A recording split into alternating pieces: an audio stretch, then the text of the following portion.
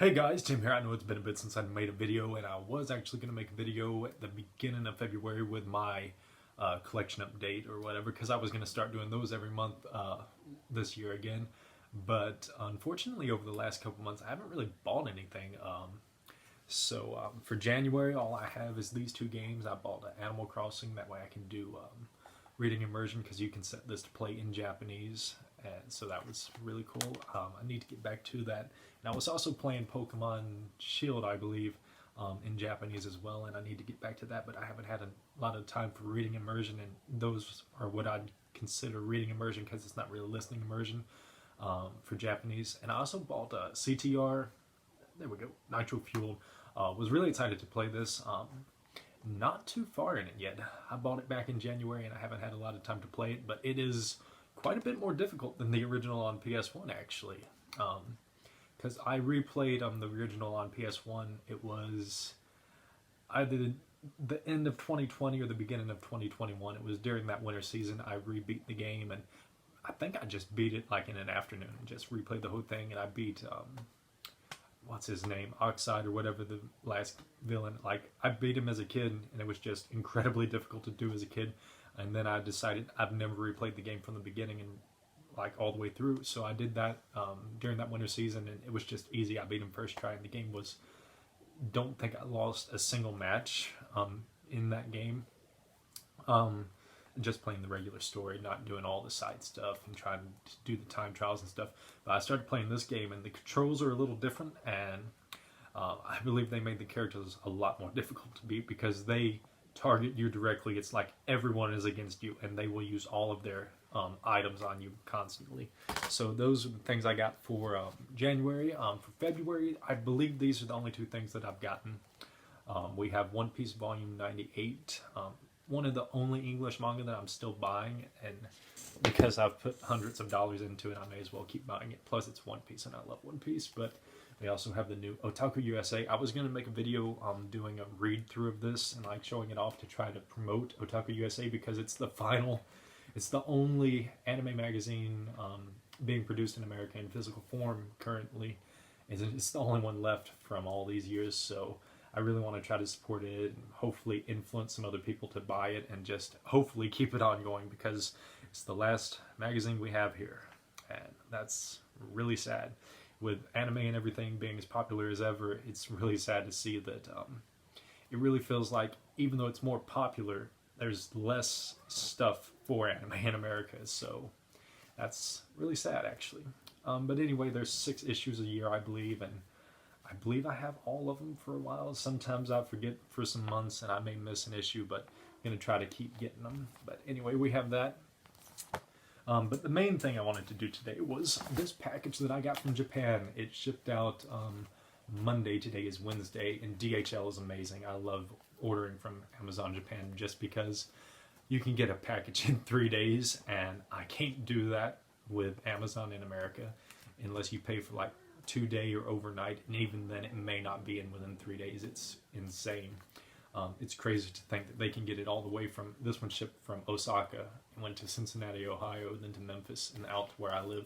So it's crazy to think they can get a package all the way across the world, and yet if I order from like Amazon or Right Stuff here, and even if I pay for shipping like standard shipping, which is what this is just standard shipping, DHL, that's what they ship with from Amazon Japan, and it's not that expensive. It's like $25 for this package, and it's a pretty heavy package, so that's why it was more than what it usually is. Usually it's around $20 or less, but it was a bit more this time because it's 2 Shonen Jump magazines. But yeah, it's crazy to think that they can get that all the way around the world and get it to me faster than whenever I buy stuff here in America. But we're going to open this up. This is probably going to be the final thing I get this month, because I'm actually pre-ordering some figures, and anime figures are very expensive, so that's what most of my free money has been going to. There's a couple of Yamato figures that I really want to buy, and I'm probably going to buy them. And I also have the 2 Haikyuu figures that I ordered like a year ago that are hopefully finally going to be released. So, not a whole lot of money for other things, but anyway, we have the 2, well, this isn't the 2 newest now, because the newest one came out Monday, but they don't have it in stock on Amazon Japan yet, so I'm probably going to start trying to see if I can afford to buy, every like 2 weeks, I'll buy the 2 newest issues of Shonen Jump just to collect and stuff to have, because it's pretty cool. But we have this. This is the main reason I decided to import some weekly Shonen Jump issues, is because I really like this One Piece cover. Luffy could be drawn a bit better, but I still really like the cover. I like the colors and stuff. But anyway, that's the reason I got that. And since I was getting one, I may as well get 2, because I don't think it increased the shipping any. If it did, it was only by like $1, maybe $2. Shonen Jump issues are around $2.50 if you convert it to US dollars. It's 290 yen. So it was basically about $5 for both of these, and it cost $31, I believe, to ship. Not to ship, but total with shipping. So $26 for shipping. So getting 2 issues of Shonen Jump all the way from Japan to where I am, I don't think that's too bad for like $30. Because I've had subscription services through like JList where I would buy like what was it? It was one of the monthly ones. I can't remember the name of it. It wasn't Ultra Jump. I bought Ultra Jump once before. Good lord, Jump Square. That's the one. That's the one it was. Anyway, I had a subscription to that one for months and months because JList does it for like monthly. I wish they did it for weekly because that would be cool, but it was more expensive going through JList because they have a markup on prices, whereas going through Amazon, you just pay for the price of the book or the magazine in this case, and your shipping, which shipping is quite expensive. But again, considering how fast it gets to you and the fact that it has to go all the way across the planet, that's not too bad. But anyway, we have these 2. I just really like to collect weekly Shonen Jump. Every time I go to Japan, I buy whatever issue is new. Like, I always bring back one. I'd like to collect more and bring back more, but as you can see, they're basically phone book size, each of them, and it takes up a lot of room in your luggage, so I only buy the newest issue while I'm there in Japan. So yeah, but I think I am actually going to start try to buy more of them. I would wait longer. I would wait longer than 2 weeks and buy more, but usually they only keep the 2 recent weeks in stock on Amazon Japan, and if it goes back beyond that, they're usually not in stock. And the secondhand sellers, a lot of them don't ship to the United States, so there's not really an option for that, even though it's incredibly cheap. Like, if you buy weekly Shonen Jump used off like Amazon, if you were in Japan, you'd get it for like, I've seen them on there for like 1 yen, and that's less than a penny, so that's insane.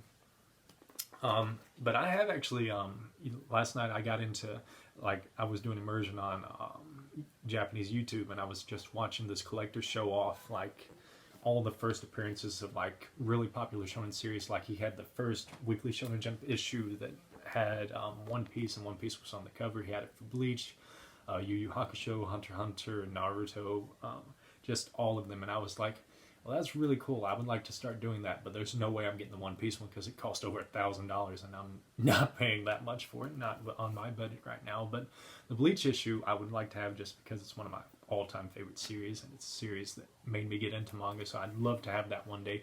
And it only cost, I believe it was around $130 to $150, so that's not too bad. I would pay that much to have the historic moment of the first issue with Bleach, so that would be pretty cool. But I was watching a video on that, and I thought that was really neat. So I might actually start getting into collecting the, I guess you would call them vintage issues of Weekly Shonen Jump. But as long as I can afford it, I'm going to try to keep importing these every week or 2, possibly. Again, not really sure if I will be able to, just because dropping $60 to $90, I guess, is what would be roughly, depending on the month, because I'm going to be waiting every 2 weeks, so 1 month it might actually end up being like $90, and that's a lot of money to be dropping on some magazines. But I do think I might be able to read them and enjoy them. So yeah, that's basically it. I've rambled on for too long, like I always do. So not going to be any collection videos for January, obviously, and it's probably not going to be a collection update for February. At the beginning of March, I might be able to well, at the beginning of April for the March collection update. I might be able to have something for that if things come in. Like I said, I'm still waiting on my 5 volumes of Haikyuu to come in that I ordered back in September. I'm also waiting on my 2 Haikyuu figures that are supposed to release at the end of February, like the very last day, but they'll probably get pushed back again. And I'm thinking about pre-ordering some more figures, and those will probably get pushed back a year with my luck. But yeah, so that's all I have for this video. I will see you in the next one. Later.